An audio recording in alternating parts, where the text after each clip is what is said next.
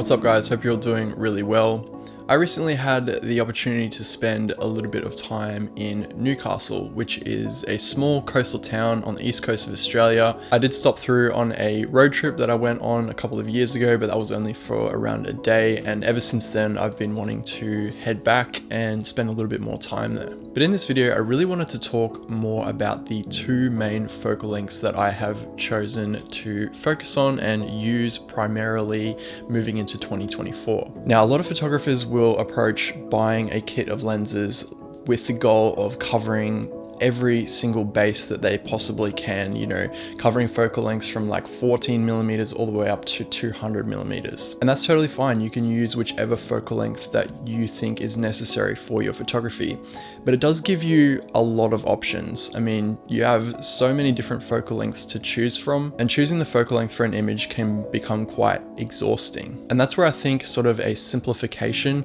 of your lens setup can really help. 16 and 33 have a 35 millimeter equivalent focal length field of view of 24 and 50. 24 to me is a great neutral wide angle lens, and I'm going to use this 16 as my wide lens when I want to capture more in the scene. But I think since I have the 24, the 50 is a really good way to complement that lens. So if I need a little bit of a wider scene, I can always throw on the 24. But then if I want close-ups or details, the 50 works really well. I've spoken in the past about how a 35 millimeter lens is really great because it is so versatile. You can step back, get nice wide angle shots, or get in nice and close and get close-up details. And if I had to carry just one lens, it would still be the 35 millimeter. But since I'm choosing to carry two prime focal lengths, I'm going to afford them to have their own unique look and feel, and they don't have to be as versatile. So I took my X-T5 along with both of these lenses out on a few days of photography. So I will show you guys some B-roll and of course the photos for me just wandering around and trying to take some beautiful photos around Newcastle. So I hope you guys enjoy.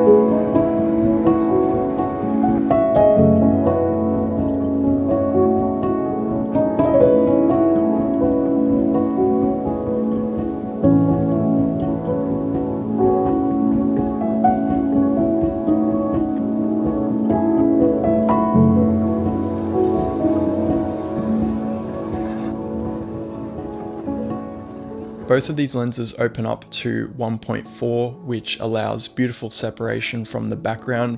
And also, if you are a little bit low on light, if you're shooting after sunset, it really allows you to gather the most light possible into the camera, which overall results in better image quality. Fuji has a set of f2 primes. This is one of them, the 35mm f2.